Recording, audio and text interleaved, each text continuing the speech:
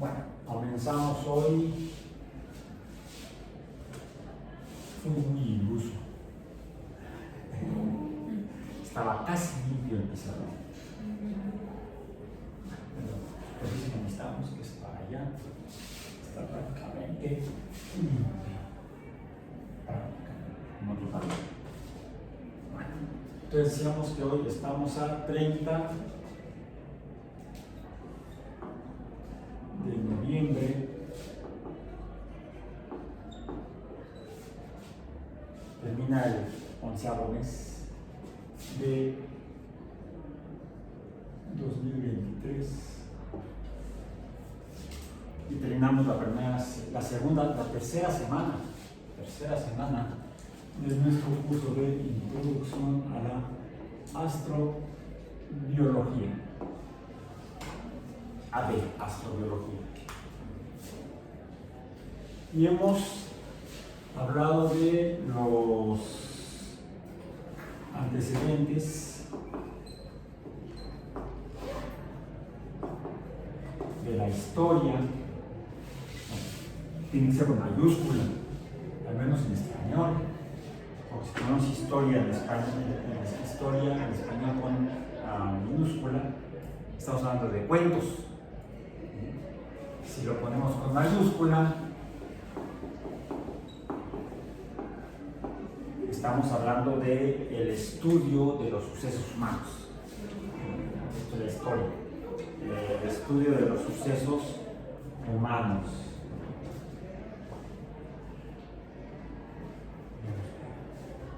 Bueno, a diferencia de lo que pueden ser cuentos, chismes, creo que sean otras historias. Bueno, a veces se confunden, ¿no? Se encuentra con que la historia con mayúscula está plagada de historias con minúscula, cuentos y chismes. Como que a Copérnico lo persiguió la iglesia y por eso tenía miedo de publicar su hipótesis heliocéntrica. Nada más falso que ello. De hecho, fue un burócrata consentido por la iglesia de Roma.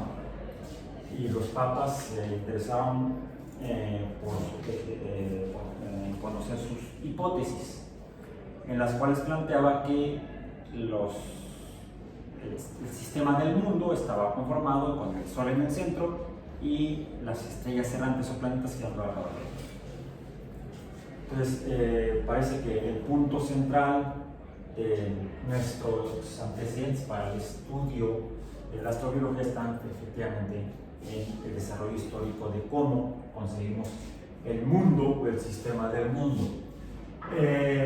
Es por eso que fue nuestra primera parte. La segunda parte sería el cómo es el mundo, y el cómo lo describe, dijimos, la física. Y decíamos que dentro de los antecedentes históricos, para entrarle a esto, uno de los puntos fundacionales de la astrobiología fue la publicación de la ecuación de Nernst. La ecuación de Drake, pues también el símbolo es N. Bueno, es cierto, se llama Nernst, pero en realidad el símbolo es una letra medio rara que parece una E para el potencial eléctrico. Es la ecuación de Nernst que describe el potencial eléctrico.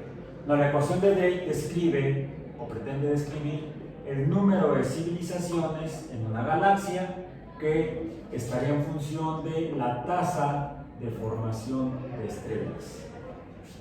La formación de las estrellas le explica la física, de hecho la astrofísica. Ahora entendemos que entonces, de acuerdo a la física, nos ayuda a entender la formación de estrellas. Bueno, aquí lo vamos a poner con minúscula. De estrellas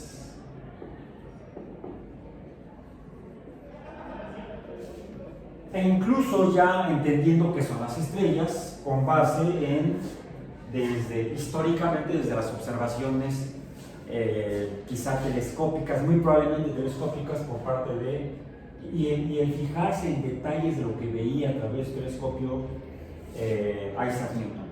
Sí lo leímos, ¿no? ¿Sí? Caroline Newton, sí, que Newton describe, y déjenme entonces, lo tengo aquí en mis apuntes del libro, lo dejé en el currículo, de los principios matemáticos de la filosofía natural, donde Newton dice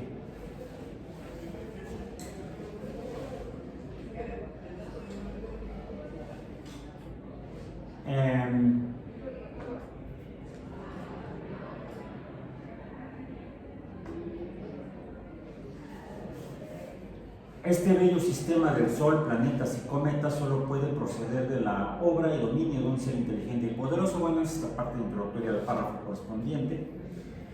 Y si las estrellas fijas son los centros de otros sistemas iguales, estos formados por el mismo sabio, o sea, sus antecedentes teológicos y religiosos, deben estar sujetos a su dominio. Especialmente, estas líneas de este párrafo se sustentan en pensamiento mágico-religioso. Pero lo importante, que lo que nos presenta la evidencia de que lo que propone después se basa no en pensamiento mágico-religioso, sino en razonamiento de sus observaciones experimentales, vamos a decir prácticas, pragmáticas, ya no pensamiento solamente, sino en la interpretación de la observación a través de su telescopio, o de sus telescopios. Dice, especialmente porque la luz de las estrellas fijas es de la misma naturaleza que la luz del Sol, y la luz de cada sistema pasa por todos ellos. Es decir, el Sol es una estrella, las estrellas son soles. ¿Por qué? Porque sus luces son iguales, tienen las mismas propiedades. ¿Cuáles son las propiedades que observó Newton para afirmar que las estrellas son soles, solo que muy lejanos? Esto se basó en la observación de lo que ahora llamamos el espectro de la luz, que emiten tanto las estrellas como el Sol. Ese espectro de la luz es el conformado por luces de colores diferentes que se desprenden o salen de la luz blanca cuando ésta pasa a través de un prisma, por ejemplo. No solamente de un prisma, también lo vimos que cuando pasa a través o se refleja de alguna manera en lentes. Pudimos ver el espectro, el mismo espectro que vio Newton. No importa lo que estemos viendo a través de un lente o a través de o cuál luz, si de estrellas o del Sol, pase a través de un prisma. Después de pasar la luz de las estrellas y del Sol a través de un prisma, lo que vemos que sale del prisma no es luz blanca, sino que son seis colores de luz diferentes, a saber, el rojo, el anaranjado, el amarillo, el verde, el azul y el violeta. Ya más adelante nos detendremos a revisar este concepto en mayor detalle. Entonces, y la luz es un objeto de estudio de la física. Entonces, la física nos le permitió a Newton entender que las estrellas son soles y el Sol entonces es una estrella. Esto a partir de sus trabajos publicados en su obra Óptica o Optics, iba a decir yo, de Newton de 1704 creo que fue. Pero previamente había publicado en los Principia, lo que acabo de leer, en 1686-87, publicó esta frase o este párrafo que acabo de leer. Y aunque aquí se infiere que para 1687 ya había observado lo que publicó en 1704, o sea, décadas después, ya finalmente se decidió a escribirlo y publicarlo, el principal contenido, uno de los principales contenidos de los principios de Newton, de los principios matemáticos de la filosofía natural, más que la parte matemática, es la filosofía o la interpretación de la naturaleza en cuanto a cómo es y cómo funciona la naturaleza. Y describe inicialmente 3 leyes del movimiento, que las describe vamos a ver para qué. La primera ley, él menciona axiomas o leyes del movimiento. Ley 1: todo cuerpo permanece en su estado de reposo o de movimiento rectilíneo uniforme, salvo que sea impelido a cambiarlo por fuerzas que se le impongan. La ley de la inercia, ahora la conocemos así en física. Segunda ley: el cambio del movimiento es siempre proporcional a la fuerza motriz impresa y lo hace en la dirección de la línea recta en que se imprime esa fuerza. O sea, si un objeto no cambia su posición en el espacio, se mantiene ahí por inercia, a menos que algo lo perturbe. Algo si no perturbó, vamos a decir, bueno, sí perturbó. Lo que ocurrió fue que el plumón negro ejerció una fuerza sobre el plumón rojo y cambió su estado de reposo a estado de movimiento, y describimos el movimiento como un cambio de posición en el espacio.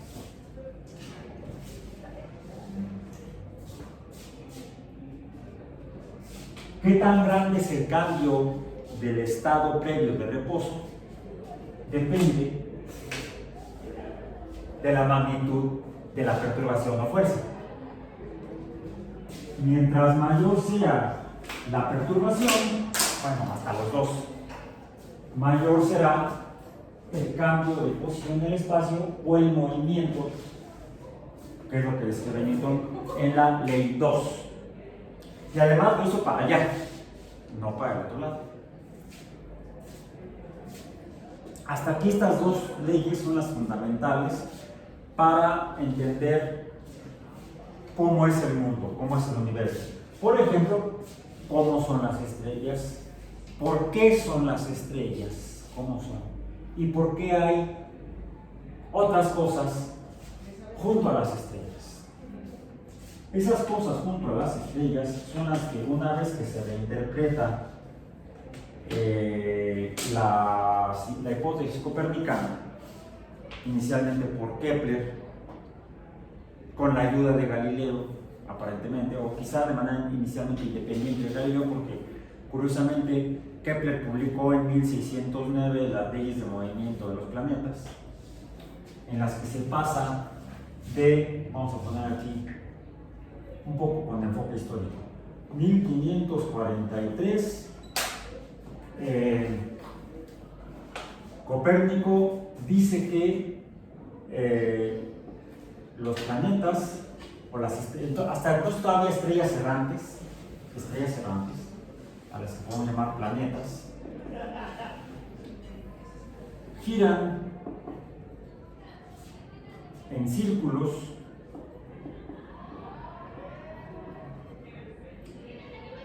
alrededor del Sol.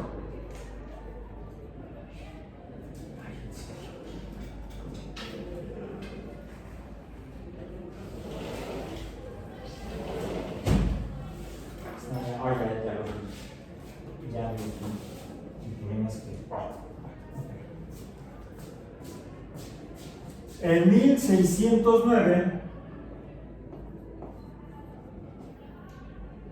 Kepler publica su obra Nueva Astronomía, en la que sustenta el principio fundamental de Copérnico, en el que los planetas giran alrededor del Sol. Pero él afirma, y esa es su primera ley, del movimiento de los planetas alrededor del Sol, que lo hacen en elipsis, no en círculos.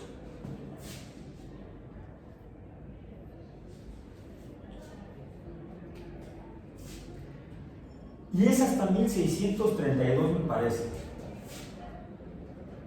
1632. Voy a dejar un espacio. 1632. Cuando Galileo publica en su diálogo sobre dos nuevas ciencias la interpretación de que los objetos caen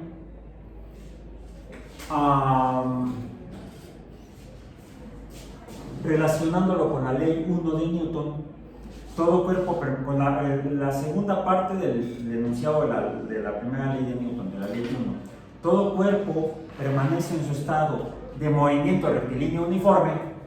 Si deberían moverse todos los cuerpos en el mundo, en el universo, en movimiento rectilíneo uniforme, salvo que sea modificado, cambiado por fuerzas que se le impongan. En otras palabras, si yo muevo el plumón por aquí y si hasta antes de que se detenga, si medimos cómo se movió aquí, vamos a ver que las distancias que recorrió en tiempos iguales son iguales. Es lo que dice la primera ley de Newton. El movimiento uniforme es el cambio de posición en el espacio en intervalos de tiempo iguales, recorren distancias iguales. Eso es el movimiento uniforme. Si recorren distancias diferentes en tiempos iguales, entonces el movimiento es no uniforme. Vamos a apelar un poco a la física moderna para distinguirlo de la interpretación antigua o histórica del mundo. Decíamos entonces que el movimiento rectilíneo uniforme, que es el que describe la ley 1 de Newton, L1 de Newton, es que la velocidad es constante. La velocidad es constante. Recordemos que la velocidad es vectorial. La velocidad definida ya dijimos como cambio de posición entre el tiempo. Salvo que si la velocidad no es constante,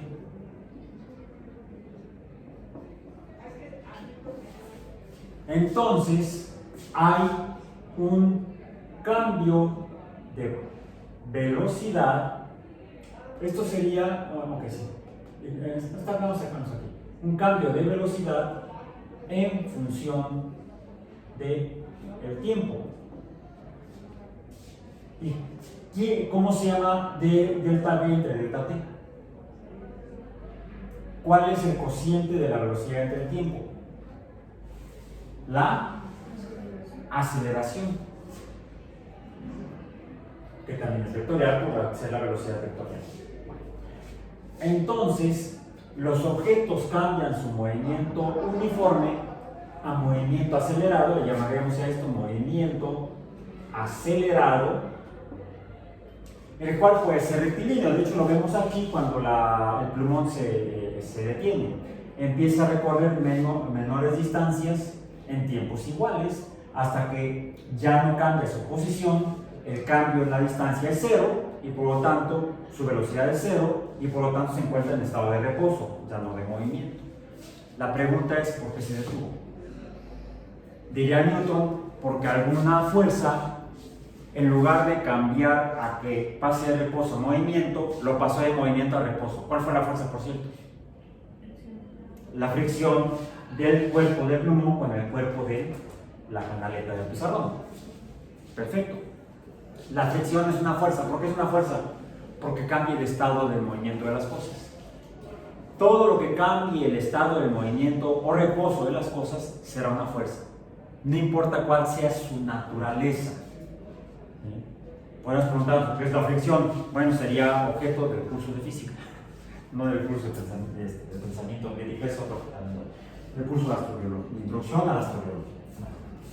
Bueno, todo lo que cambie el movimiento o reposo de los objetos es una fuerza. Los cuerpos, como los planetas, deberían moverse, decía Newton, de forma rectilínea.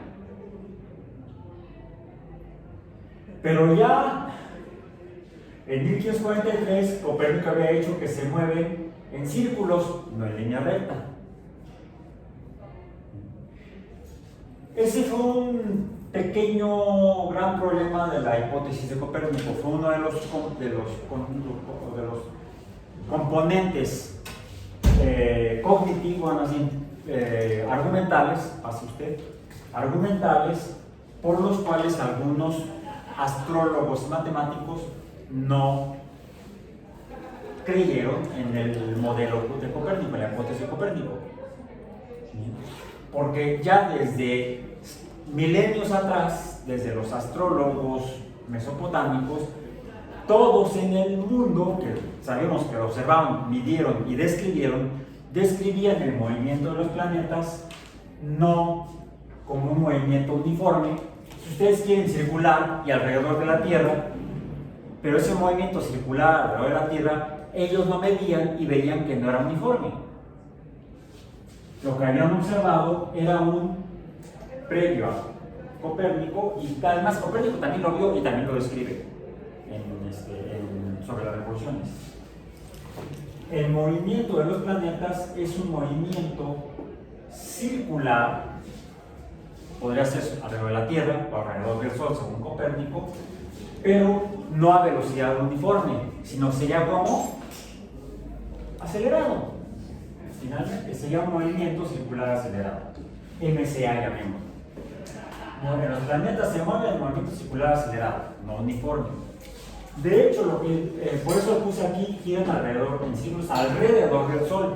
No mencioné dónde está el Sol, porque de hecho Copérnico, y eso creo que lo leí, afirma que el Sol está no en el centro del círculo, sino cerca del centro del círculo en el cual él interpretaba que se moverían los planetas. ¿Por qué cerca del círculo? Porque eso contribuiría en parte a explicar por qué el movimiento que se observa de los planetas es circular acelerado. De hecho, se observaba, y ustedes, si siguen el movimiento de los planetas en la bóveda celeste y lo refieren a su posición respecto al Sol, van a ver que conforme pasan los días, las semanas y los meses, los planetas van a tender a aparecer de repente más cerca del Sol, ya sea al atardecer por arriba del Sol o al amanecer por arriba del Sol. Quiere decir que estarían en posiciones o atrás del Sol o después del Sol, como siguiéndolo o precediéndolo. Y en otras, y tiempo después, días, semanas y meses después, vamos a ver a los planetas lejos del Sol. De hecho, en estos días podemos ver en la noche, ya alrededor de las 10 de la noche, a Júpiter casi en el cenit. Digamos que a las 12 de la noche está en el cenit, arriba de nuestras cabezas. Traten de verlo, yo anoche lo vi a Júpiter. A las 12 de la noche, relativo a nuestra posición, ¿dónde está el Sol? En las antípodas, o sea, contra los pies. Estando uno parado en un planeta esférico, en el punto donde uno esté parado, arriba de la cabeza es el cenit y abajo de los pies es la antípoda en la esfera planetaria en la que estemos parados, en este caso en la Tierra. Bien, entonces diríamos que se formaría una línea recta entre el planeta que esté en el cenit, la Tierra y el Sol.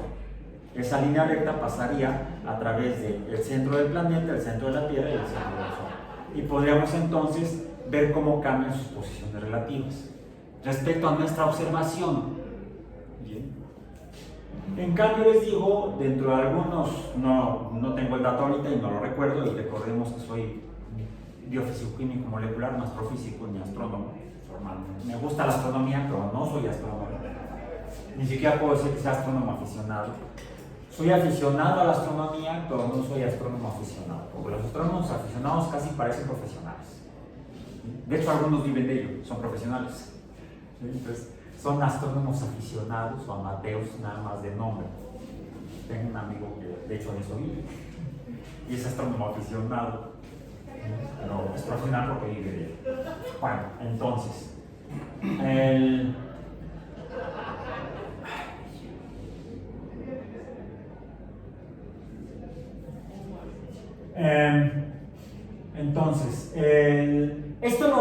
si nosotros lo podemos observar, es obvio que lo pudieron observar otros humanos hace miles de años. Y sí, tenemos los registros. Lo observaron y no solamente lo observaron, lo midieron. Inicialmente como astrólogos, luego como astrónomos, ahora los astrofísicos ya no hacen eso, ¿sí? Hacen otras cosas, pero bueno, todavía los astrónomos aficionados todavía lo hacen. Observar planetas con sus telescopios, medir sus posiciones y confirmar que lo que decía Copérnico en 1543 es cierto en el sentido de que giran alrededor del Sol, estando el Sol cerca del centro, pero quien establece con precisión dónde está el Sol dónde está el Sol respecto a cómo se mueven los planetas alrededor de él es Kepler en su obra de 1609, Nueva Astronomía. Ya la mencionamos que la primera ley de Kepler es que los planetas giran en órbitas elípticas o en trayectorias elípticas alrededor del Sol. Segunda parte de la primera ley, estando el Sol, ya había dicho Copérnico, cerca del centro, pero ¿en qué lugar? Una elipse tiene varios parámetros que la caracterizan, parámetros geométricos, vamos a decir, matemáticos. Tiene un eje mayor entre los puntos más extremos o más distantes en la periferia de la elipse. Tiene un eje menor, ¿sí? Y donde se cruzan el eje mayor y el eje menor es el centro de la elipse. ¿Dónde está el Sol? En el centro de la elipse. Bueno, ya decía Copérnico, interpretando que se fueran círculos, el Sol no estaría en el centro. De hecho, una elipse es un círculo aplastado o elongado. O podríamos decir que una elipse es un círculo es una elipse cuyos ejes son iguales. El eje mayor y el eje menor son iguales, entonces no hay ni mayor ni menor, sino que todos son iguales. ¿Sí? Tienen la misma magnitud.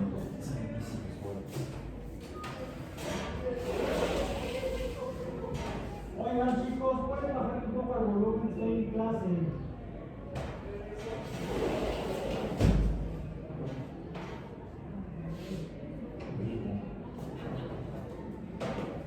Sí, es molesto. Bueno, entonces, ¿dónde estaría el Sol de acuerdo a lo mismo que dijo Copérnico? ¿Mande? No tan a la orilla. Bueno, lo precisa Kepler en la segunda parte de la primera ley, afirmando que, bueno, ya mencioné que aquí tendríamos tres valores numéricos que se pueden cuantificar para caracterizar una elipse y diferenciarla de otras, que serían la magnitud del eje mayor, la magnitud del eje menor, y uno que surge de ese es el centro de la elipse. Pero podríamos decir que una elipse son podemos interpretarlo así, como dos parábolas encontradas. Las parábolas se caracterizan por el foco de la parábola. Es un parámetro geométrico que caracteriza a cada elipse y la distingue de otra elipse.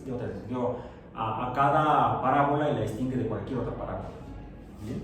Junto con otros parámetros. Si interpretamos a una elipse como dos parábolas encontradas, pues adelante, puede haber entonces también, o debe haber, focos en las elipses. Y sí, hay dos focos. Uno, pase usted a donde sí, usted quiera. Sí. Además, sobran lugares. Sí.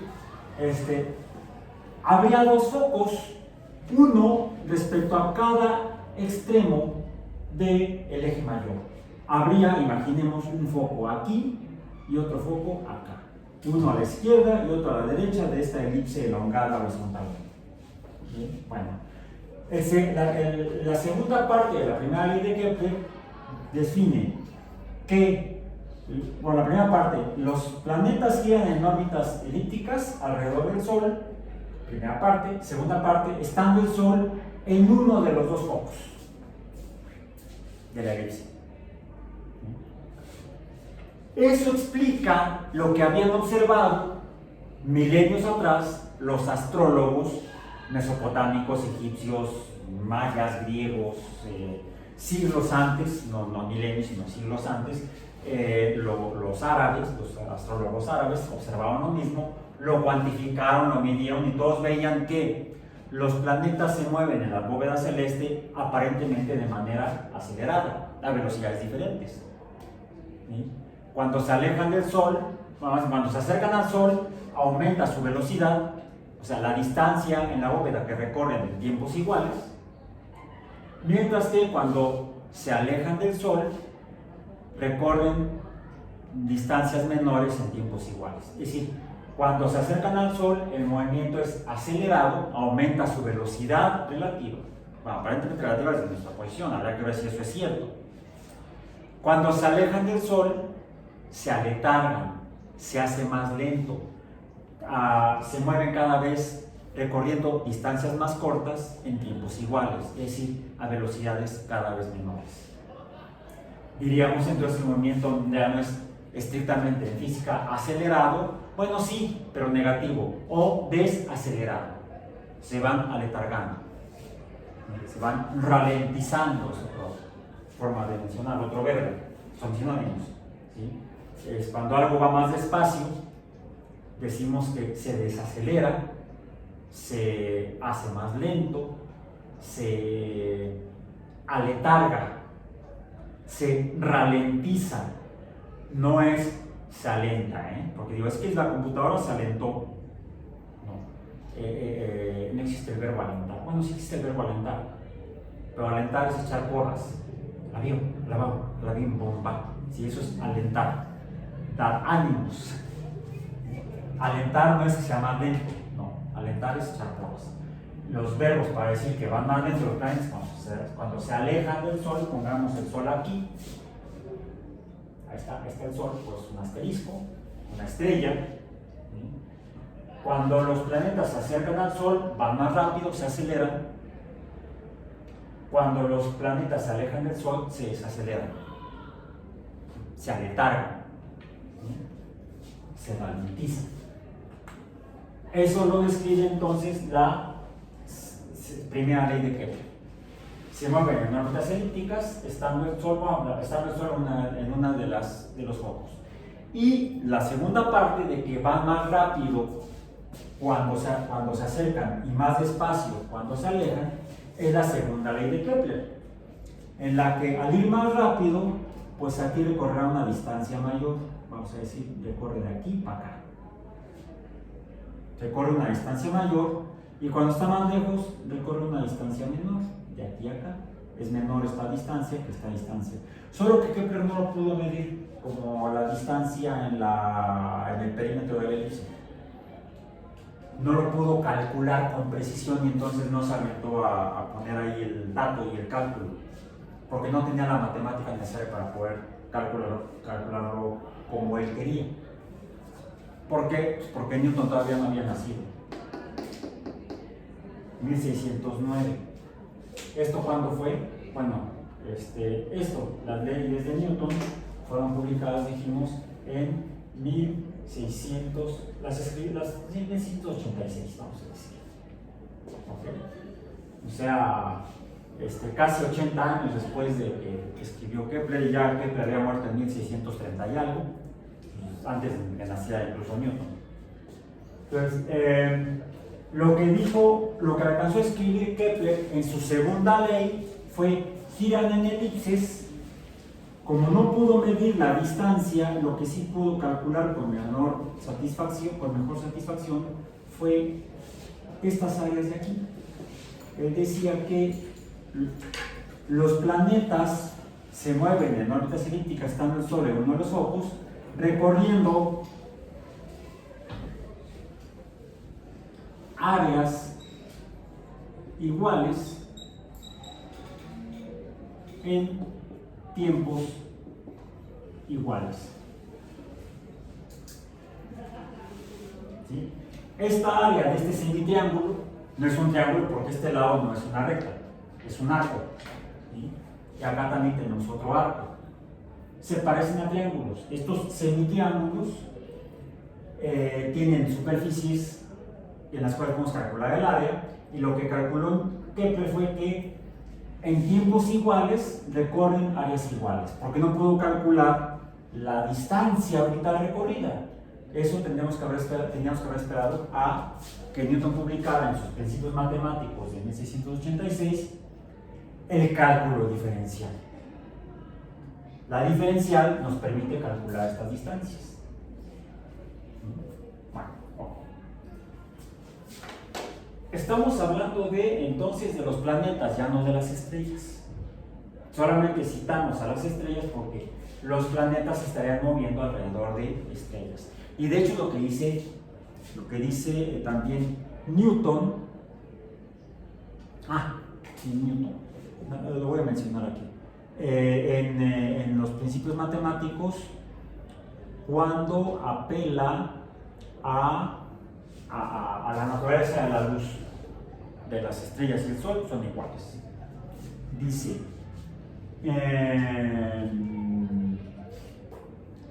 y si las estrellas fijas son los centros de otros sistemas iguales, estos formados por el mismo astro deben estar sujetos a su dominio, esencialmente porque la luz de las estrellas fijas es de la misma naturaleza que la luz del Sol, y la luz de cada sistema pasa por todos ellos. Y si los sistemas de todas las estrellas fijas debieran, por su gravedad, caer mutuamente entre ellas, él habría colocado estos sistemas a distancias inmensas entre sí. Antes, escribe esto en ese mismo texto: la gravitación hacia el Sol se forma de las gravitaciones hacia las muchas partículas de las que se compone el cuerpo del Sol. Esa es la cuarta ley de Newton, no la primera, ni la segunda, ni la tercera. Dice, yo la llamo la ley 4, ahí está, de Newton. Dice que los planetas, bueno, antes tengo que citar la ley 2. La ley 2 dice: el cambio del movimiento es siempre proporcional a la fuerza motriz impresa, ya lo vimos. ¿Bien? Si le pego fuerte al plumón, se mueve mucho; si le pego poquito, se mueve poquito. Y lo hace en la dirección de la línea recta en la que se imprime esa fuerza. Le pegué para allá, se movió para allá. Esa ley la escribe entonces: el cambio en la posición y por lo tanto la aceleración es proporcional a la fuerza impresa. ¿Sí? Solo que falta aquí una variable. ¿Cuál es? Pues recordar que lo que está moviéndose son cuerpos, y los cuerpos tienen materia que se mide con la masa. La masa es la cantidad de materia. Entonces, ahora sabemos que el producto de la masa, debo escribirlo no así porque serán metros, la masa por la aceleración sí nos da ahora el valor de la fuerza. Ahora, recordemos que la aceleración es un vector, la fuerza debe ser vectorial. Sí, de hecho Newton lo dice: se mueve en la dirección de la línea recta que imprime la fuerza. Y la dirección es el segundo componente de toda cantidad vectorial. El primer componente es el número, la magnitud del número de cada variable, y en las vectoriales es hacia dónde apunta ese número. Hacia un lado será positivo, hacia otro lado puede ser negativo. Bueno. Entonces debo poner aquí las mismas dos flechas. El cambio de movimiento depende de la magnitud de la perturbación, pero también depende de la cantidad de materia que forma al objeto que ha cambiado su movimiento. Entonces, parece que el cómo actúan las fuerzas depende de esto. Y de aquí, después de un buen ejercicio intelectual que hace Newton, llega a plantear la siguiente cuarta ley. Decía yo, que decía Newton, yo lo estaba leyendo nada más. La gravitación hacia el Sol. ¿Qué es gravitación? La gravitación es esta. ¿Qué pasó? Cayó. La gravitación es caída. La gravitación es caída. En 1632 mencioné, Galileo publicó en los principios matemáticos, el diálogo sobre las nuevas ciencias, que todos los objetos, sin importar su masa inicialmente, caen igual, salvo que algo lo impida. Por ejemplo, que una hoja de papel no caiga como cayó el plumón. ¿Alguien me puede pasar una hoja de papel que tenga suelta ya? De tu carpeta sin arrancar de la regresa.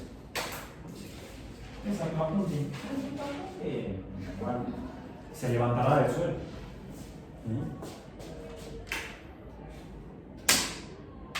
¿Por qué no cae igual que el plumón? Vean, ayer lo hice en mi clase de física arrugando la hoja, pero no lo voy a hacer. No te preocupes, simplemente le voy a cambiar la posición. Fíjense. Al menos durante un intervalo de espacio se movieron juntas. Ya después algo cambió su movimiento. ¿Qué? Una fuerza. Ya lo dijimos, las fuerzas son las responsables de la aceleración. Las fuerzas son responsables de la aceleración, que es el cambio de movimiento, de uniforme a no uniforme, acelerado. Bien. De hecho, es la misma fuerza que provocó que el plumón se detuviera sobre la canaleta. ¿Cuál? La fricción. Pero mientras que el plumón se detiene por la fricción del plumón con el pizarrón, con la canaleta, la hoja de papel cambia su movimiento, simplemente veamos así, cambia su movimiento por la fricción con lo que hay aquí, que también es tema de hoy. Se salvó tu hoja en nombre de la ciencia, en nombre de la astrobiología. Bueno, esto lo desarrolla, trata de explicarlo Galileo en Diálogos sobre las nuevas ciencias, donde además de escribir, afirmar que los objetos caen igual siempre que nada los perturbe en cuanto a fricción, por ejemplo, caerán igual sin importar su masa, no caen uniformes, sino caen acelerados. La distancia que recorre cada intervalo de tiempo igual es cada vez mayor. Cuando se acercan a Tierra, van cada vez recorriendo mayores distancias. Diríamos que a velocidades mayores. La velocidad no es constante, el movimiento no es uniforme, es acelerado. Va cayendo cada vez más rápido. ¿A qué se parece? A como cuando los planetas se acercan al Sol. Cuando los planetas se acercan al Sol, aumenta su velocidad, se acelera. Cuando los objetos se acercan a la Tierra, aumenta su velocidad, se acelera. Cuando los planetas se alejan del Sol, su velocidad disminuye. Cuando los objetos se alejan de la Tierra, iba recorriendo distancias cada vez menores hasta que se detuvo. Cuando se aleja de la Tierra, su velocidad va disminuyendo. ¿No es lo mismo? Sí es lo mismo. Y eso lo desarrolló Newton en los principios matemáticos de la filosofía natural. Dándose cuenta que alrededor del Sol se mueven los planetas, como la Tierra, y alrededor de la Tierra se mueve la Luna. Y sabiendo ya, porque desde Aristarco lo había calculado, aunque con base en observaciones geométricas y de eclipses de Luna sobre todo, infirió Aristarco que el Sol tendría que ser más grande que la Tierra y la Tierra más grande que la Luna. Y por lo tanto él filosóficamente concluía que entonces la Luna tendría que estarse moviendo alrededor de la Tierra, pues sí, incluso lo vemos, pero la Tierra tendría que estarse moviendo alrededor del Sol y no el Sol alrededor de la Tierra como la gente lo veía. Por supuesto, nadie le creyó, a pesar de que su razonamiento era coherente, digamos, coherente. Los objetos grandes deberían, los objetos pequeños deberían moverse alrededor de los objetos grandes. Eso finalmente lo retomó Copérnico. De hecho, se ha encontrado en sus apuntes que él consultó, leyó a Aristarco, sin embargo en el libro final no lo puso. También tenía su ego Copérnico, quiso tomar todo el crédito él, sin dar el crédito de la idea previa a Aristarco. Se ha encontrado apuntes donde Copérnico escribe el nombre de Aristarco en sus apuntes, pero ya en el manuscrito que envió a impresión su estudiante único, su único discípulo, ya no iba el nombre de Aristarco. Sí, a veces algunos científicos y filósofos tienen el ego del tamaño, quieren que todo gire alrededor de ellos, se sienten solecitos. Ok, entonces, de aquí Newton, que también tenía otro ego, quizá más grande que el de Copérnico, y no se diga Galileo. Decíamos aquí que Galileo describe que los objetos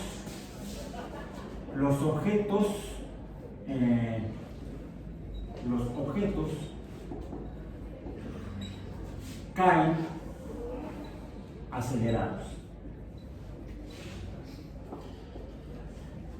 Aquí lo que está diciendo, lo que dijo previamente en su segunda ley, esa sea la ley 1 de Kepler, esa sea la ley 2 de Kepler, pues los planetas se mueven también acelerados. Caen al Sol y se alejan del Sol. Caen acelerados, se alejan desacelerados. Galileo describe que los objetos caen a Tierra acelerados. O sea, estas dos cosas son iguales, los planetas y los objetos que caen a Tierra. Y es entonces cuando y dónde, en 1686, en los Principia, Newton describe que los objetos caen o gravitan como el producto, vamos a ponerle M1, M2, de las masas que interactúan, el Sol y la Tierra, el plumón y la Tierra, la Luna y la Tierra, el Sol y Marte, por ejemplo. Pero como aquí van más rápido cuando están cerca del Sol, los planetas, los objetos que caen a la Tierra están más cerca de la Tierra, y se aletargan cuando se alejan, van cada vez más despacio o más lento, se desaceleran. Aquí la velocidad disminuye, aquí aumenta, aquí disminuye. Él se da cuenta entonces que van más rápido cuando están más cerca, van más despacio o menos rápido cuando van más lejos. Si la distancia aquí es menor, la velocidad es más grande, o el cambio de movimiento es más grande, la aceleración es mayor. Más bien la velocidad, no la aceleración, la velocidad es mayor cuando la distancia es más pequeña. A mayor distancia, menor perturbación. A menor distancia, mayor perturbación. Las perturbaciones o fuerzas son las que cambian el estado de movimiento. Ergo, la relación de la fuerza con la distancia es inversa. A mayor distancia, menor fuerza. A mayor distancia, menor fuerza. A menor distancia, mayor fuerza. La distancia es grande, la fuerza es pequeña. La distancia es pequeña, la fuerza es grande. Pero no de manera lineal, vamos a decir con R nada más, sino respecto al cuadrado de la distancia que separa a los objetos interactuantes. R cuadrado.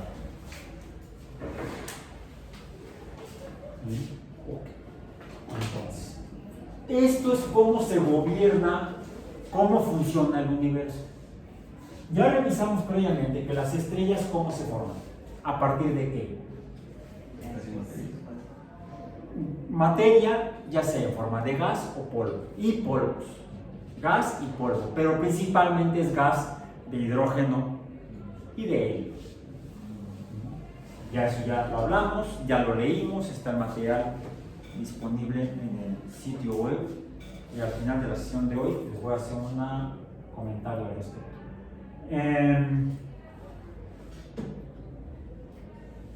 Y si no, pues están ligados en el CIPI, también están mencionados en el, no ligados, pero mencionados en el CIPI las direcciones de internet donde están los documentos disponibles en internet. También podemos encontrar documentos en papel. Todavía existen las bibliotecas en papel, afortunadamente. Y además también hay librerías. La revista Astronomy la venden en Sanborns, por ejemplo. Es muy buena esa revista. Es una revista de divulgación de astronomía. No es una revista científica. No es como el Astrophysical Journal. Creo que el Astrophysical Journal lo recibimos aquí en la biblioteca. Entonces ahí lo pueden encontrar en papel. Lo pueden encontrar a través de la biblioteca digital de la UAM, la BD1. Pueden entrar a las revistas, de las cuales la universidad tiene suscripción, desde aquí o desde cualquier unidad de la UAM, instalación de la UAM. Pueden ustedes entrar a los sitios web de las editoriales que publican las revistas, de las cuales la UAM tiene suscripción. De manera gratuita pueden entrar ustedes, porque ya la UAM ya pagó. Porque ustedes desde su casa o desde un café internet quieren entrar a Nature y leer un artículo completo, les van a cobrar. Pueden leer el resumen, el abstract, pero no el artículo completo de Nature, de Science, de las revistas que se venden, de las revistas comerciales, científicas comerciales. Bueno, como la UAM ya tiene suscripciones de muchas revistas, entonces ustedes pueden entrar a través de los sitios web. No tienen que estar en BD1, con que estén conectados aquí a la red y funcione la red, porque haya poca gente, vamos a decir, conectada. El servidor de la editorial identifica que ustedes se están conectando a través de UAMMX, de una red de la UAMMX. Entonces, de la UAM, pásale, puedes leer lo que quieras. Que no, que es Starbucks, no, pues tienes que pagar. ¿Ok? Entonces, lo que describe la cuarta ley de Newton es cómo, en esta frase, la gravitación hacia el Sol se forma de las gravitaciones hacia las muchas partículas de las que compone el cuerpo del Sol. Newton nos está diciendo cómo se forman las estrellas. Son partículas, ahora sabemos, de gas de hidrógeno, que como cada una de ellas tiene materia, está formada por materia de hidrógeno, tiene masa, aunque sea chiquita, 1.016 creo que es la masa atómica del hidrógeno. La masa de 1.016 y de 1.016 de otro átomo de hidrógeno, si están cerca, ¿cómo va a ser la interacción entre ellos? Pues grande, la distancia es pequeña, la fuerza, habrá una cantidad de fuerza gravitacional que hace que se precipiten masa contra masa, ¿sí? Átomo contra átomo, de modo que se puedan acercar. E incluso se manifiestan otras fuerzas, ya no solamente la fuerza de gravedad. Ahora escribimos la fuerza de gravedad de esta forma. Lo voy a poner así. F subíndice G, porque aquí es una proporcionalidad, no es una igualdad. ¿Qué necesitamos para transformar en una igualdad? ¿Qué necesitamos? Que Cavendish haya medido la constante necesaria, la constante de Cavendish o la constante gravitacional, que es la constante G. Por lo cual, el producto de G por M1 por M2 dividido entre R cuadrada nos da la fuerza de atracción real entre dos cuerpos. La constante gravitacional es muy pequeña, es un número muy pequeño. Sin embargo, es suficiente para cambiar esto de proporcionalidad a igualdad. Ok, eso en cuanto a las estrellas. ¿Y los planetas? Dependen de esto mismo, salvo que, además de gases, están formados por polvos. Ya mostramos ahí, ya no solamente polvos, sino roquitas, pedruscos, roscas, tal vez también rocas, perdón. Pasa que desayuné 2 galletas y un café. Pues tengo hambre. El café tiene pan piensa, pues salió rosca. Y ahorita voy con unas donas, una dona, algo. A ver si me da tiempo porque hoy tengo el guión una tras otra. Bien, bueno, ok. Entonces, ¿cómo se forman? Se forman a partir de gas y polvo, ya lo mencionamos en la sesión pasada. ¿Y por qué se pueden unir? ¿Por qué se forman? Porque no solamente depende de la fuerza de gravedad. ¿Cómo son los átomos de hidrógeno? Están formados por un protón, digamos M1, M2, ¿sí? Y cuando están muy cerca, se juntan. Si estos se unen, esta unión va a producir, de hecho, la luz. La luz sale de esta colisión de núcleos atómicos de hidrógeno. H1 con H1. Nos va a dar, ¿esto qué es? Está en el mismo núcleo. Entonces, ¿qué elemento químico es? El 2. ¿Cuál es? Helio. El helio, ya lo mencionaba en la clase pasada, anterior, no me acuerdo. H2, helio. Se produce helio y luz. ¿Okay? ¿Pero qué creen? Después, alguien tuvo a bien estudiar la electricidad y Coulomb ya propuso que la electricidad es una fuerza que depende, de, vamos a llamarle entonces F subíndice E. Por cierto, las fuerzas, todas las fuerzas son vectoriales, ¿eh? Siempre tenemos que poner aquí el vector. De hecho, aquí hay un componente vectorial que no puse. En sentido estricto tendría que ponerlo, no lo voy a hacer, así lo dejo. Entonces, la fuerza eléctrica F subíndice E mayúscula, para no confundirlo con el hierro, E minúscula parecería hierro, pongamos E mayúscula para que sepamos que es la electricidad, es proporcional a el producto de las cargas, pueden ser positivas, vamos a suponer, entre el cuadrado de la distancia. Fíjense que tiene la misma forma matemática que la ecuación de gravedad, de la fuerza de gravedad. Solo que en este caso, ¿cómo es el fenómeno eléctrico? ¿Qué pasa con dos partículas que tengan la misma carga? Esto nos va a dar una fuerza repulsiva. Aquí hay repulsión. Mientras que la fuerza de gravedad es atractiva, es atracción. Ahora, cuando uno resuelve aquí la constante correspondiente, entonces F subíndice E será ahora sí igual a una constante eléctrica por Q1, vamos a ver 1 y 2, Q1, Q2 entre R cuadrada. Y resulta que F subíndice E es mayor que F subíndice G en las mismas condiciones de distancia. ¿Y qué tienen los hidrógenos? protones en el núcleo. Ellos son protones nada más, salvo que hablemos de deuterio, litio, nos pasa de neutrones. Veamos. Si la distancia es muy pequeña entre estas dos cosas, la fuerza entonces es enorme y además es mayor que la fuerza de gravedad. Es decir, el helio no debería existir.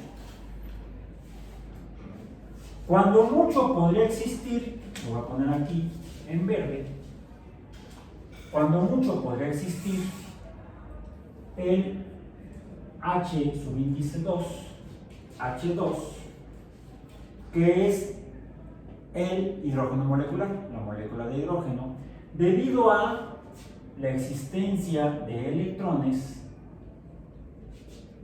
que estos serían F subíndice E vectorial sería igual a K subíndice E Q menos Q más entre R cuadrado. ¿Por qué puse Q menos Q más? Porque este electrón, primero, se encuentra cerca del hidrógeno debido a esta forma de la ecuación de la fórmula de Coulomb, de la ley de Coulomb. ¿Por qué existe el átomo de hidrógeno? Pues porque los electrones y los protones tienen cargas diferentes y se pueden estar juntos, pueden estar cerca uno del otro. De hecho, mientras más cerca estén, mayor será la fuerza de atracción entre ellos. Pero así como este núcleo positivo o protón atrae a su electrón, podría atraer al del hidrógeno vecino. Y entonces se forma el orbital de enlace por fuerzas electrostáticas atractivas, es decir, por atracción. Esta sí es la ley de atracción, igual que la ley de gravedad. Hay dos leyes de atracción, la ley de gravedad y la ley de Coulomb para el caso de cargas opuestas, cargas diferentes. Positivo, negativo, se atraen. Como decía Woody, más es positivo, menos es negativo cuando se les salieron las pilas. Más positivo, menos negativo. Okay. Aquí habría atracción entre electrones, ya sea del átomo propio, del núcleo propio o del electrón vecino. Este núcleo puede atraer al electrón del otro átomo de hidrógeno y también ocurre. Hay dos fuerzas atractivas que dan lugar a la posible existencia de la molécula de hidrógeno. Pero para que exista el átomo de helio necesitamos más. ¿Qué nos dibujé ahí?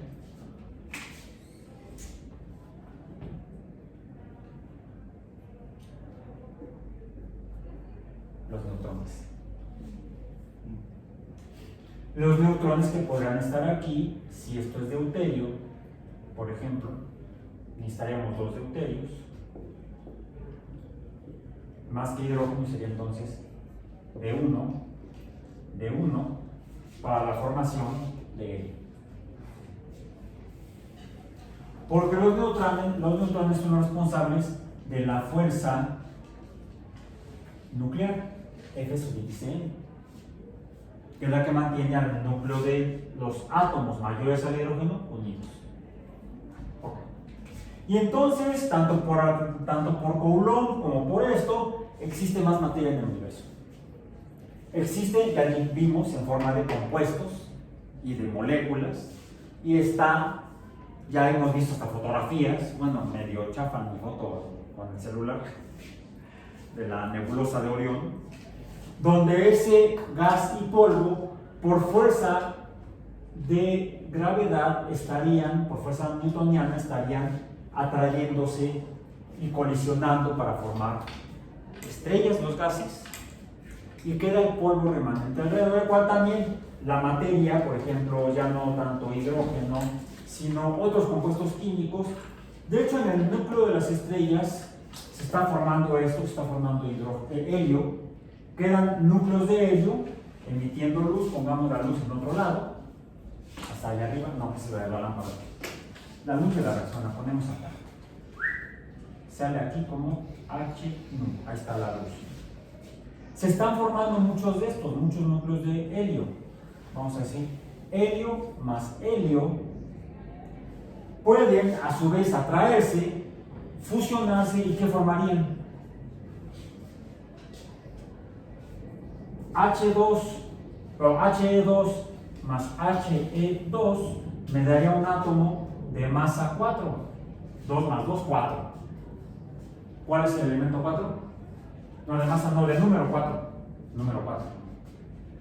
Masa 8. ¿Cuál es? Consulten su tabla, no salgan sin ella. Y si no, googleen una tabla periódica. Berilio. Entonces se forma berilio. 4 más 4, berilio más berilio. ¿Qué estaría formando? Oxígeno. Bueno, estos elementos. H2 me equivoqué en el 2. Es un vicio. Un vicio biológico. El oxígeno 8 se forma a partir de 2 núcleos de berilio, pero también puede darse la reacción helio más berilio. ¿Y qué se estaría formando?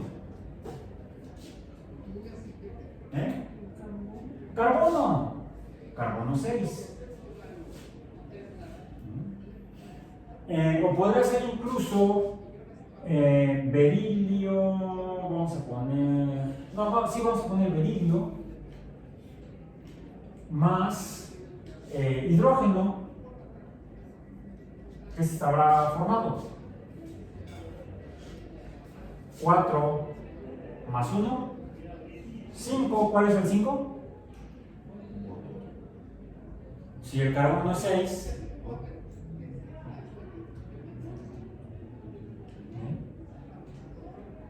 boro, sí, dijiste boro, sí. Boro 5, pero también podría ser, vamos a ponerlo aquí, déjame ver, me falta uno, helio más hidrógeno, ¿qué daría? Litio, ¿sí? Litio 3. Y litio más berilio, ¿qué daría? Le puse igual. ¿Qué daría esto? 3 más 4, 7. ¿Es? ¿Cuál fue? Nitrógeno. Nitrógeno 7. Ya tenemos, fíjense, suficiente materia. Tenemos nitrógeno y tenemos hidrógeno. Y las reacciones pueden ser químicas, formación de enlaces entre elementos químicos. Ya no fusión nuclear, sino reacciones químicas más. Escribámoslo entonces con otro color. Estas serían reacciones nucleares. Esto sería reacciones nucleares que ocurren en las estrellas, mientras que aquí tendríamos entonces reacciones químicas que ocurrirían no en las estrellas, sino en las nubes. ¿Por qué? Por fuerza electrostática. Los protones de un átomo pueden atraer a los electrones del otro y entonces podrían estar formando enlaces químicos. Si tenemos, decía yo, nitrógeno más hidrógeno, ¿qué se puede formar?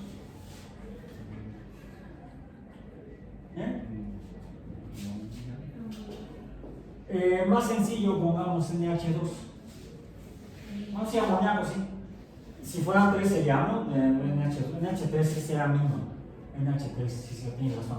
Dijiste correcto, amoníaco. NH3. Hoy tu participación es muy activa. Qué bueno, me gusta mucho eso. NH3.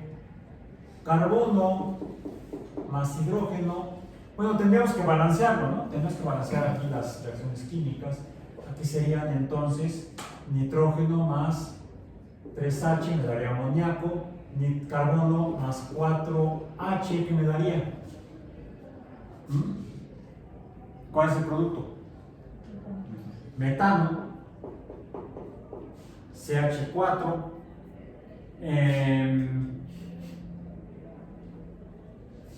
oxígeno más 2 hidrógenos, que estaría dando agua.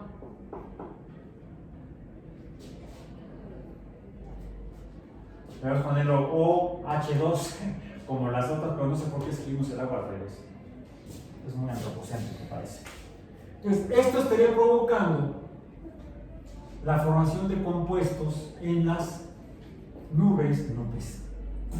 Y estoy muy sobrio, más que de costumbre, híjole, no sé, es decir, nubes de gas y polvo. De hecho, a partir de esto, si tenemos ya ¿cómo se llama? Metano más agua, ¿qué se puede formar?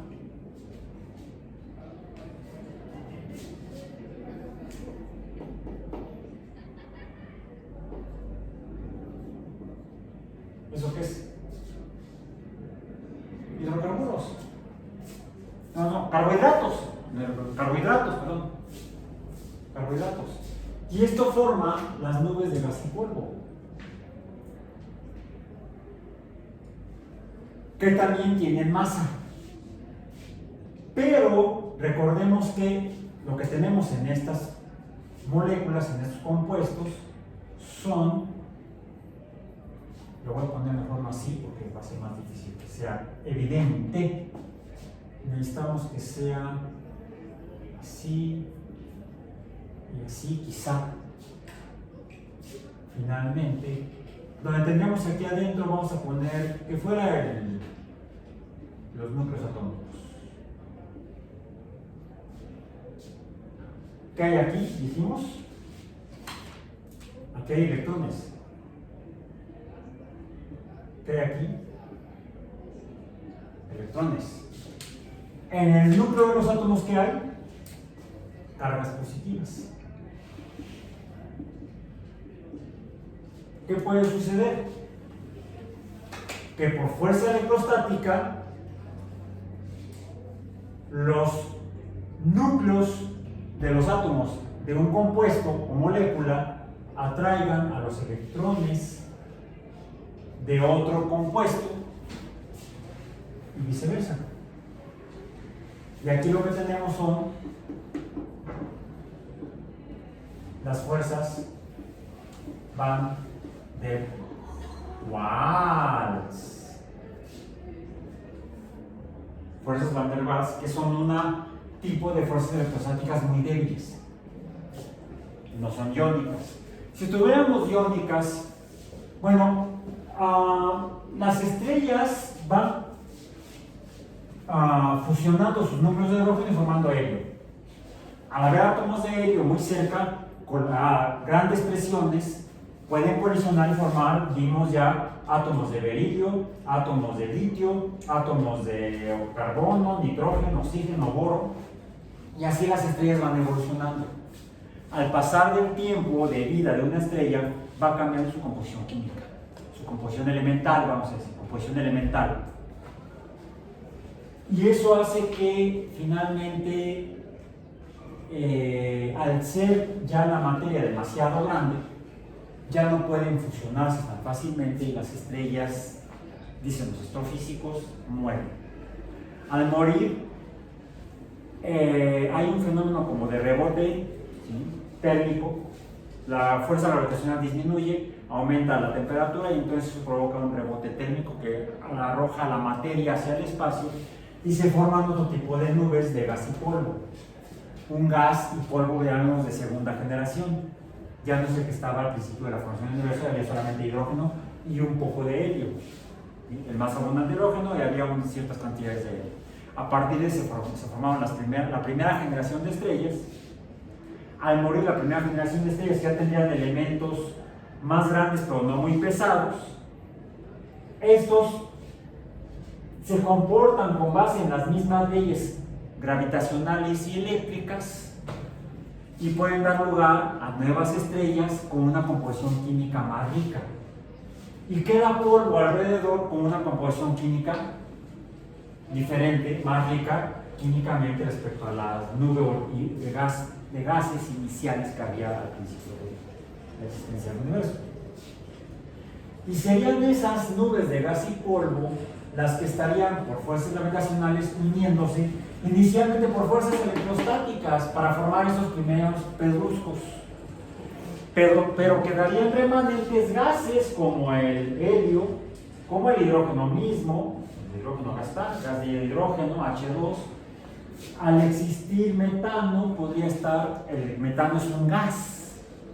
Ya los carbohidratos, y de hecho también los hidrocarburos, ya son más masivos y pueden llegar a formar polvo, partículas. No así los gases siguen siendo gases. Pero todos tienen tanto masa como cargas eléctricas y se van a atraer, se van a formar. Al aumentar la masa, ¿qué sucede? Aumenta la fuerza de gravedad. Y hay un proceso de retroalimentación positiva. Mientras más grande sea la partícula de materia juntada, a partir de estos elementos químicos y estos compuestos químicos iniciales, tendrá una mayor masa para jalar, atraer, que se precipite o colapse sobre esa materia, mayor cantidad de materia que esté alrededor de la nube. Al aumentar la fuerza, al aumentar la masa, aumentará la fuerza, al aumentar la fuerza, aumentará la masa. Es un proceso de retroalimentación positiva que lleva a que se tiendan a formar masas muy grandes. Pasamos de los planetesimales, como pusimos en el diagrama final de la sesión anterior, pasamos de polvos, de gas y polvo a planetesimales, que son como roquitas que andan alrededor de las estrellas. Los planetesimales dan lugar a lo que llamaríamos ya protoplanetas, que tendrían ya kilómetros de dimensión espacial y centenares de miles de kilogramos de masa, quizá ya llegando bueno, si ya estamos hablando de miles de kilogramos, estamos hablando de toneladas métricas de materia, de masa, que estaría entonces atrayendo más masa, más materia, y entonces daría lugar a los planetas. Pero también no toda la materia se agrega en planetas, quedan algunos de estos y quizá queden algunos de estos. Finalmente, alrededor de las estrellas tendremos girando los tres tipos de materia. Ejemplos de estos: los asteroides, aparentemente. Quizá estos y estos, la materia que se ha encontrado más allá de los planetas más exteriores, planetas enanos que se parecerían a los protoplanetas, son más grandes que rocas que son los asteroides, pero incluso en los asteroides encontramos masas bastante más grandes para ser planetesimales, se parecerían quizá a protoplanetas o a planetas pequeños. Tendríamos planetas muy pequeños, ahora distinguimos planetas enanos, planetas de la masa de la Tierra, vamos a decir terrestres, por masa, y planetas mucho más grandes como los gigantes. Ejemplos de estos hoy en día conocidos, que sepan ustedes, hayan oído hablar de ellos.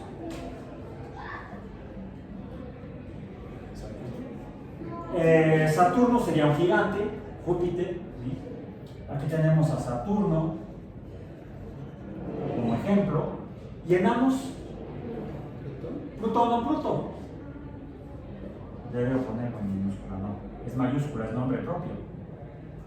Además, se enojarían los niños que se enojaron, quitaron a Plutón del planeta. Teníamos a Plutón. Entonces, alrededor del Sol como estrella, tenemos al menos 3 tipos de planetas girando. Planetas enanos como Plutón, planetas terrestres como la Tierra y planetas gigantes como Saturno. ¿Pero son iguales? En Plutón no se puede afirmar al 100% que haya lo que sí hay encima de la Tierra, poquito pero hay. Y en el caso de Saturno y los que lo acompañan, uno más cerca del Sol, Júpiter, otros 2 más lejos del Sol, Urano y Neptuno, hay esta misma materia conformando a los planetas. Digamos, polvo, rocas y gases. ¿En todos? De hecho, también ¿cómo se le llaman los planetas gigantes que están alrededor del Sol? Además de gigantes, se les llama gaseosos, porque su principal masa, materia conformante, está formada por gases, curiosamente de amoníaco, metano, vapor de agua y otros. Y estos son entonces, están formados son planetas gaseosos. Pareciera, aunque no es definitivo, que en Plutón podría haber quizá algo de gas, pero tiende a parecerse más a Mercurio, por ejemplo. Mercurio es básicamente una roca que está tan cerca del Sol que sería posible que existieran estas cosas, estos gases, o incluso gas de helio o gas de hidrógeno. ¿Qué característica tienen los gases que los distingue de los sólidos y de los líquidos?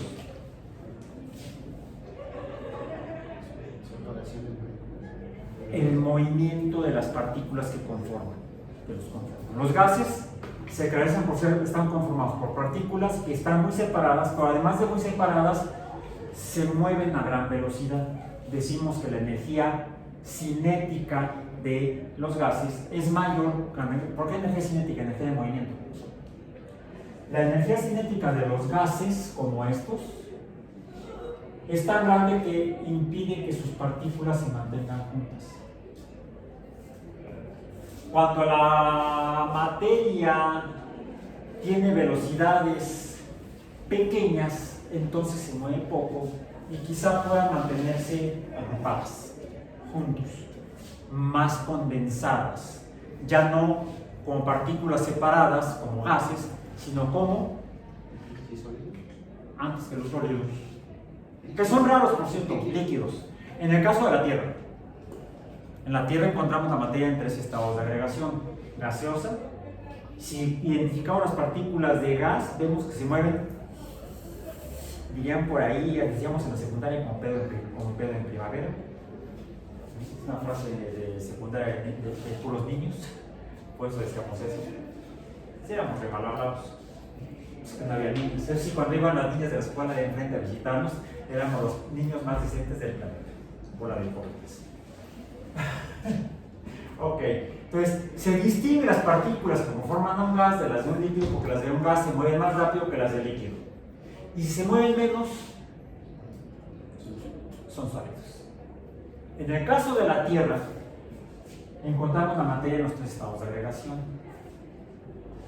En el caso de los objetos que hemos visto más allá de la Tierra, no hemos encontrado líquidos. Al menos no claramente distinguibles. Hay evidencias que sugieren que pudiera haber líquidos en algunos otros lugares, al menos del sistema solar, pero son evidencias no concluyentes, son evidencias indirectas. Lo que sí podemos confirmar es que en el sistema solar hay materia en estado sólido y en estado gaseoso. Sólido desde polvos hasta grandes planetas como Mercurio, planetas enanos como Plutón, aunque en Plutón la nave New Horizons parece haber detectado la presencia de, si yo tengo nitrógeno más nitrógeno, pues se va a formar en estas condiciones N subíndice 2. Parece que Plutón tuviera una cubierta de gas de nitrógeno alrededor de su superficie sólida. ¿Cómo se le llama esta cubierta de gas alrededor de un cuerpo astronómico? Atmósfera. Bueno, no podemos afirmar que Saturno tenga atmósfera porque en sí el cuerpo es gaseoso. Tampoco Júpiter, ni Urano, ni Neptuno. Son planetas básicamente gaseosos. Se hipotetiza que podrían tener en el centro de masa de esos planetas quizá algo sólido, pero no está confirmado. Debería haber, porque es tan grande la fuerza gravitacional que debería comprimir la materia hasta solidificarse, pero no está confirmado. O sea, hasta el momento son simplemente modelos matemáticos que son hipótesis. Sabemos que hay materia sólida en la Tierra, en Marte como planeta, en Venus, aunque Galileo observó una cubierta gaseosa, pues las ondas, ¿cómo se llaman? Soviéticas, Venera, confirmaron una superficie sólida sobre Venus. Aterrizaron y mandaron fotos antes de ser achicharradas y comprimidas por la temperatura y la presión. Ya hablaremos de eso más adelante. Marte, ya también tenemos imágenes de la superficie de Marte y es rocosa, sólida. Se envió New Horizons a Plutón, tomó fotografías, se dio una superficie sólida y se alcanzó a detectar, les digo, la sugerencia de que hay una cubierta gaseosa alrededor de Plutón, una atmósfera formada por nitrógeno principalmente, según los datos del espectro de la luz que se estudió. ¿Bien? Bueno. En algunos casos, dependiendo de la masa que conforma al cuerpo planetario, habrá suficiente fuerza de gravedad para que entonces detenga a las partículas que se mueven más rápido y se formen atmósferas. Si la masa de los cuerpos que giran alrededor de estrellas, o sea, planetas, incluso, o sea, otras cosas que giran alrededor de planetas, ya lo haremos días después. Si la masa del cuerpo astronómico es muy pequeña, quizá la fuerza gravitacional que produce no sea suficiente para impedir que los gases que tienen gran velocidad escapen de la periferia de estos cuerpos astronómicos. Y entonces esos cuerpos astronómicos no tendrán atmósfera, porque tienen masas muy pequeñas, no pueden retener gases, los gases se mueven demasiado rápido y esa velocidad es la que llamamos velocidad de escape. La velocidad de escape depende de la masa del cuerpo astronómico. Si la masa es muy pequeña, los gases al moverse demasiado rápido a velocidades muy grandes, a velocidades mayores a la velocidad de escape, esos cuerpos no tendrán atmósfera. ¿Por qué algunos cuerpos tienen atmósfera?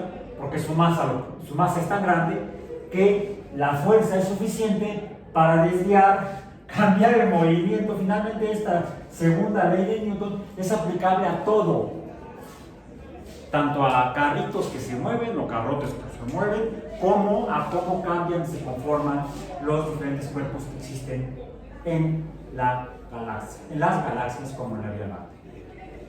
Entonces, esto nos ayuda a entender cómo se han formado cada uno de los planetas, inicialmente por fuerzas gravitacionales, fuerzas electrostáticas y la evolución de cómo se han conformado estas fuerzas, cómo han influido estas fuerzas para la conformación de los cuerpos astronómicos alrededor de las estrellas. Ya no hablamos de estrellas, estamos hablando de lo que está alrededor de las estrellas. Hasta ahorita, planetas. Pero es todo lo que hay. No se pierda el próximo episodio. Misma hora, mismo canal.